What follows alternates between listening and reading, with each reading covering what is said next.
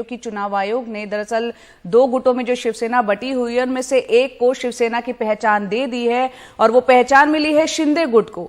शिवसेना का नाम, चुनाव चिन्ह और झंडा एकनाथ शिंदे को गुट को मिल गया है। यकीनन ये उद्धव ठाकरे के लिए बहुत बड़ा झटका है क्योंकि उन्हीं के पिता बाला साहब ठाकरे ने शिवसेना का गठन किया था। चुनाव आयोग के इस फैसले के बाद उद्धव ठाकरे ने कहा है कि वो इसे सुप्रीम कोर्ट में चुनौती देंगे। साथ ही ये भी कहा कि ये सीधे तौर पर लोकतंत्र की हत्या है। आज दोपहर 1 बजे मातोश्री में उद्धव गुट के विधायकों और सांसदों की बैठक भी बताया जा रहा है होगी। सुनील हमारे साथ बने हुए हैं, वो ज्यादा अपडेट देंगे इस वक्त। सुनील, आप वहां पर मौजूद हैं, बताएं उद्धव ठाकरे आगे किस तरह से इस लड़ाई को अब जारी रखेंगे, आगे की रणनीति के लिए क्या आज विधायकों और सांसदों संग वो बैठक करने जा रहे हैं? देखिए जया, कल जब ये फैसला आया चुनाव आयोग का कि चुनाव चिन्ह एकनाथ शिंदे गुट को दे दिया गया है, उसके बाद रात को 8:30 बजे उद्धव ठाकरे ने यहाँ पर प्रेस कॉन्फ्रेंस ली और उसमें उन्होंने अपना तेवर साफ कर दिया। उन्होंने एक तो कहा कि ये एक तरह से लोकतंत्र देश में खत्म हो गया है। उन्होंने सीधे प्रधानमंत्री नरेंद्र मोदी को संबोधित करते हुए कहा कि वो लाल किले पर जाएं और वहाँ से घोषित करें कि लोकतंत्र देश में खत्म हो गया है, तानाशाही आ गई है। यानी कि उनका सीधा जो निशाने पे थे वो नरेंद्र मोदी थे। और दूसरी तरफ एकनाथ शिंदे को और जो जश्न मनाया जा रहा था, उन्होंने कहा कि ये चोरी की जीत है, चुराया गया चुनाव चिन्ह लेकर जीत करें, लेकिन असली चुनाव चिन्ह जो है वो मेरे पास है। लेकिन उन्होंने ये भी कहा कि ये इसीलिए जो बीजेपी है वो शिवसेना के बाला साहब ठाकरे के नाम लेना चाह रही है, वो चुनाव चिन्ह लेना चाह रही है, पार्टी नाम भी लेना चाह रही है, क्योंकि उसको लगता है कि महाराष्ट्र में अब नरेंद्र मोदी का चेहरा जो है वो उतना दिखता नहीं है, वो उतना प्रभावी नहीं, इसलिए उसको बाला साहब का मुखौटा चाहिए।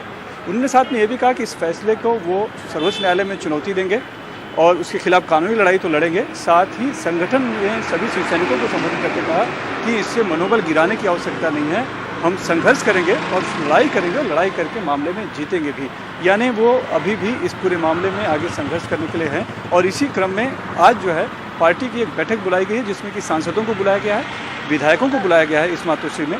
यहाँ पर रणनीति तय करेगी कि आगे इस लड़ाई को कैसे लेके जाना है और किस तरह से लड़ना है। कानूनी लड़ाई की बात उन्होंने कर दी है, लेकिन संगठनात्मक तौर पर क्या जिस तरह से उनका कहना है कि जो गए हैं वो नेता गए हैं और जो नेताओं को जिन्होंने बनाया वो कार्यकर्ता अभी भी मेरे साथ है, संगठन मेरे साथ है, तो संगठन में किस तरह की इसमें रणनीति तैयार की जाएगी, उसका किस तरह से इस्तेमाल किया जाएगा, ये फिलहाल देखने वाली बात होगी। बहरहाल एकनाथ शिंदे गुट की बात करें तो उन्होंने कहा है कि ये सत्य की जीत है, हिंदुत्व की जीत है।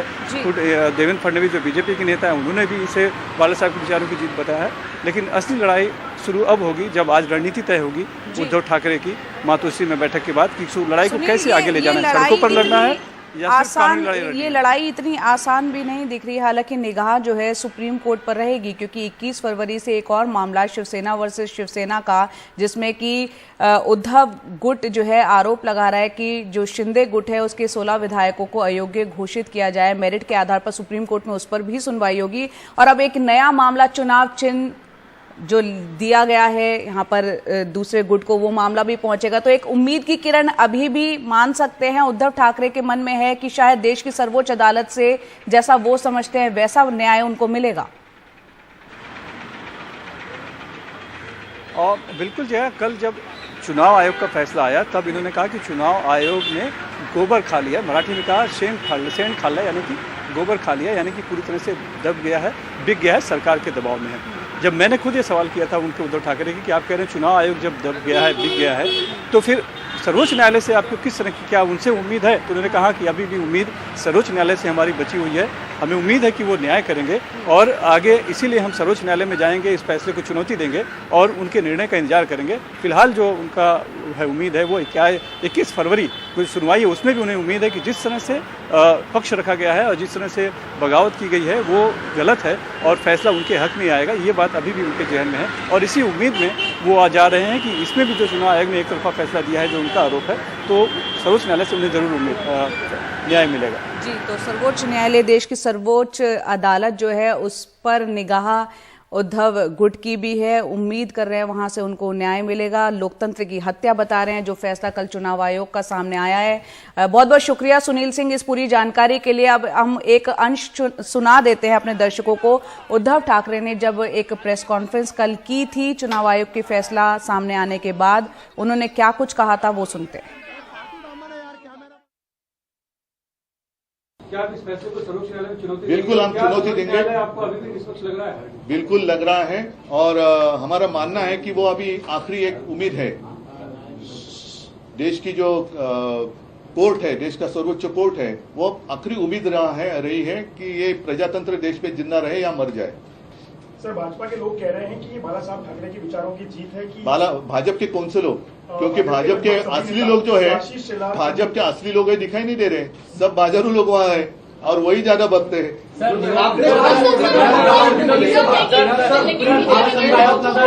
आपने पीएम को टारगेट करके एक बात कही। पीएम को टारगेट नहीं मैंने किया, क्योंकि आप तो पीएम हैं और अगर वो इसमें दखल अंदाजी देते तो ऐसे ये खुलेआम प्रजातंत्र की हत्या नहीं होती। इस फैसले से क्या शिवसैनिकों का मनोबल गिरेगा? पार्टी नहीं हताश हो जाएगी? बिल्कुल नहीं, शिवसेना तो और जोर से ऊपर आएगी।